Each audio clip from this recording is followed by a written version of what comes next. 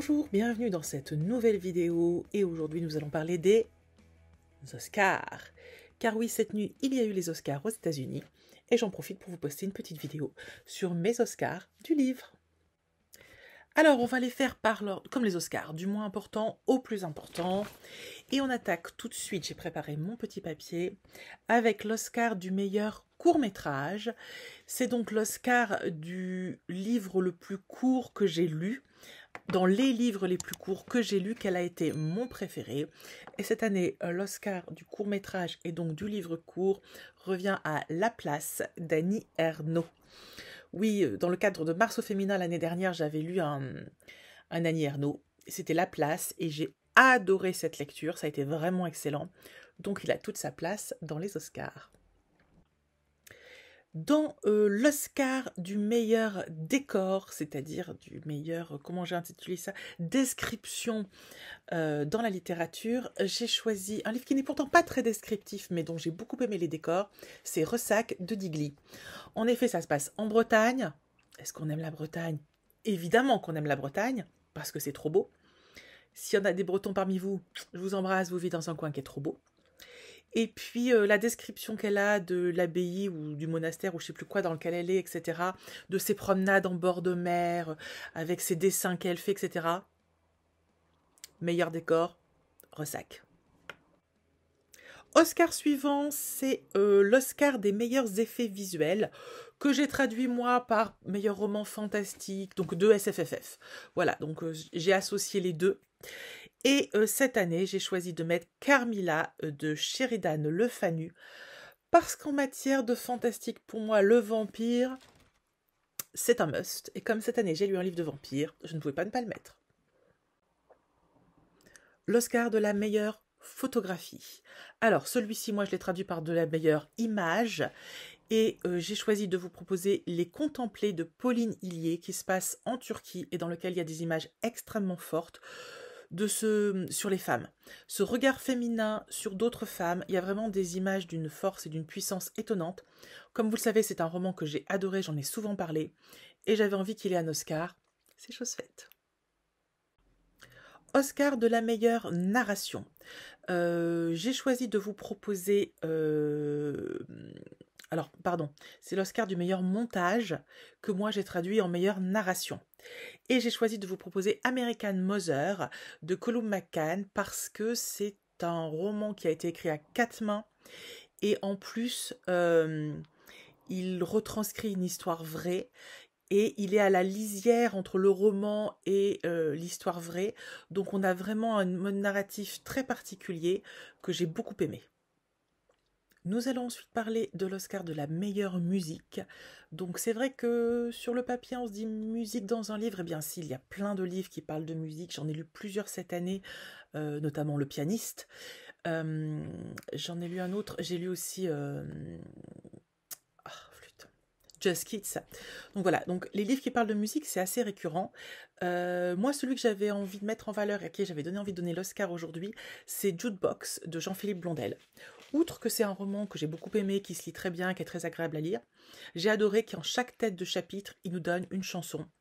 Et en fait, ça permet de lire le roman en écoutant une chanson à chaque chapitre. J'avais trouvé ça assez génial, assez sympa.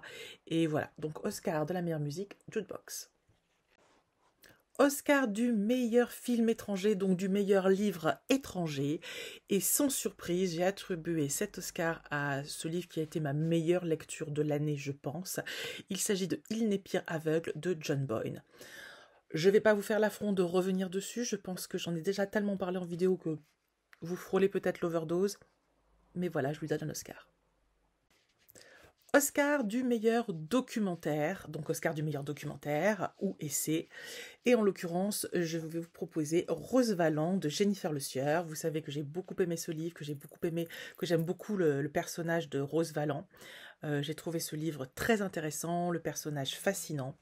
Donc, big up à Rose Valland, big up à Jennifer Le Sieur et Oscar. Alors, Oscar du meilleur film d'animation.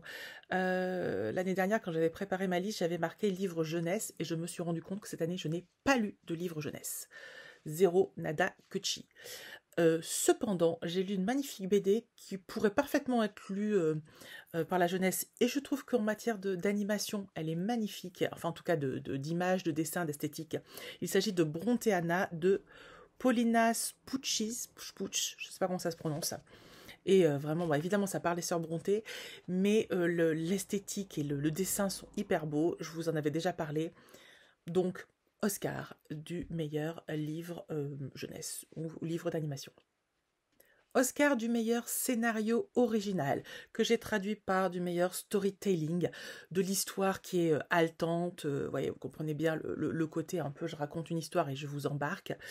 Et là, j'ai choisi L'inconnu du portrait de Camille de Peretti, que j'ai trouvé absolument excellentissime. Et en matière de narration, l'alternance à ces différentes temporalités fonctionne extrêmement bien. Je trouve que c'est un livre qu'on peut conseiller à tout le monde, qui a beaucoup de qualité. Ça méritait bien un Oscar. Oscar du meilleur scénario adapté, que moi j'ai traduit par du livre à adapter en film.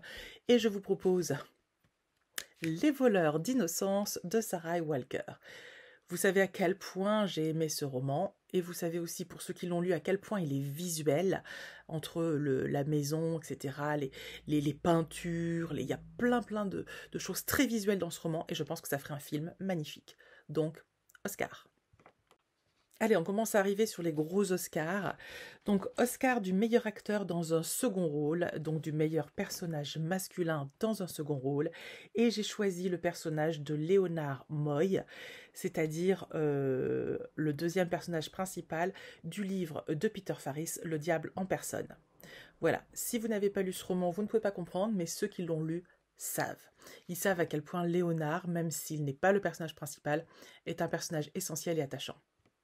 Oscar de la meilleure actrice dans un second rôle, donc Oscar du meilleur personnage féminin dans un second rôle, et je vous propose le personnage de Monique Grant, la journaliste dans Les 7 maris d'Evelyn Hugo. Vu qu'elle est dans le titre, on va dire qu'Evelyn Hugo était le personnage principal, donc la journaliste qui tient la barre aussi haut qu'Evelyn Hugo, je trouve qu'elle méritait bien un Oscar. Oscar du meilleur acteur, Oscar du meilleur personnage masculin.